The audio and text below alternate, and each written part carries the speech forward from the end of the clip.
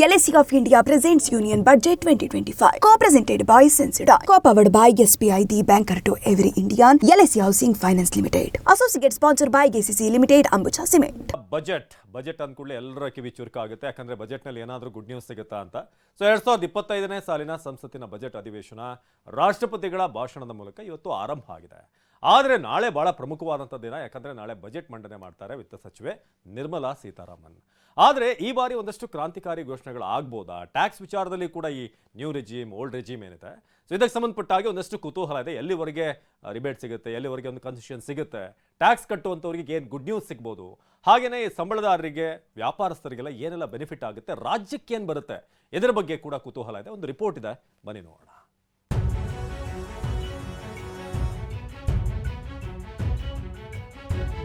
ಮೋದಿ ಲೆಕ್ಕ 2025ಕ್ಕೆ count down.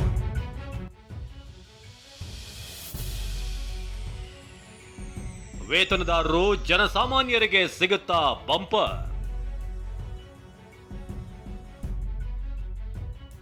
ಜನಸಾಮಾನ್ಯರು, ವೇತನದಾರರು, ಸ್ತ್ರೀ ಸಮುದಾಯ, ದೇಶದ ಮಧ್ಯಮ ವರ್ಗ ಉಸಿರು ಬಿಗಿ ಹಿಡಿದು ಕಾಯುತ್ತಿರುವ ಬಜೆಟ್ಗೆ ಕೌಂಟ್ ಡೌನ್ ಶುರುವಾಗಿದೆ. ಮೋದಿ ಸರ್ಕಾರದ 3ನೇ ಅವಧಿಯ ಮೊದಲ ಪೂರ್ಣ ಪ್ರಮಾಣದ ಬಜೆಟ್ಗೆ ಕ್ಷಣಗಣನೆ ಶುರುವಾಗಿದೆ.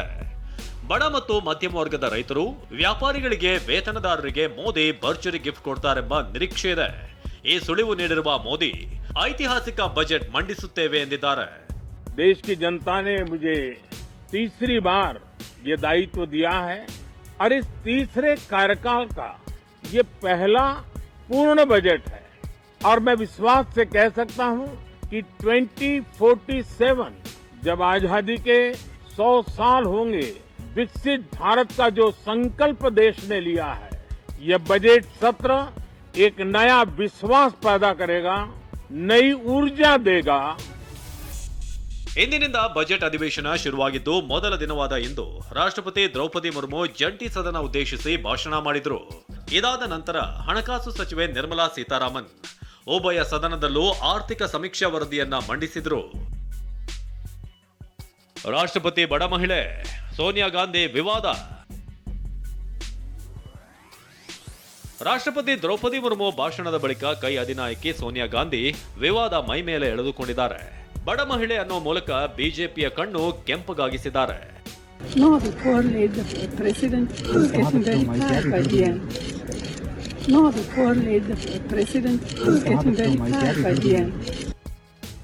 ಸೋನಿಯಾರ ಈ ಮಾತಿಗೆ ಪ್ರಧಾನಿ ನರೇಂದ್ರ ಮೋದಿ ಕಿಡಿಕಾರಿದ್ದಾರೆ.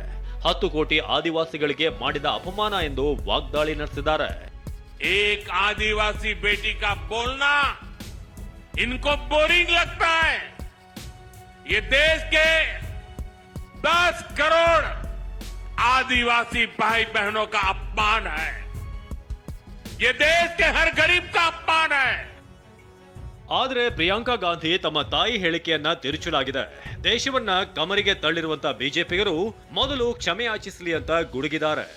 78-year-old lady, she simply said that the president must have been tired reading such a long speech. Poor thing. I don't think she fully respects. In fact, she has the utmost respect for her. अरे जिस खाई में इन्होंने इस देश को डुबोया है, पहले उसके लिए माफी मांगे. ಇನ್ನು ಸೋನಿಯಾ ಗಾಂಧಿ ಹೇಳಿಕೆಯ ಬಗ್ಗೆ ಕೇಂದ್ರ ಸಚಿವ ಪ್ರಹ್ಲಾದ್ ಜೋಶಿ ಟ್ವೀಟ್ ಮಾಡಿದ್ದಾರೆ. ಒಂದ್ ಕಡೆ ಸಂವಿಧಾನದ ಪ್ರತಿ ಹಿಡಿತಾರೆ, ಮತ್ತೊಂದ್ ಕಡೆ ಸಾಂವಿಧಾನಿಕ ಹುದ್ದೆಯಲ್ಲಿರೋರಿಗೆ ಅಗೌರವ ತೋರಿಸ್ತಾರೆಂದು ಲೇವಡಿ ಮಾಡಿದ್ದಾರೆ. ಒಟ್ನಲ್ಲಿ ಬಜೆಟ್ ಕುತೂಹಲದ ಮಧ್ಯೆ ಸೋನಿಯಾ ಮಾತು ವಿವಾದದ ಅಲೆ ಬೀಸಿದೆ.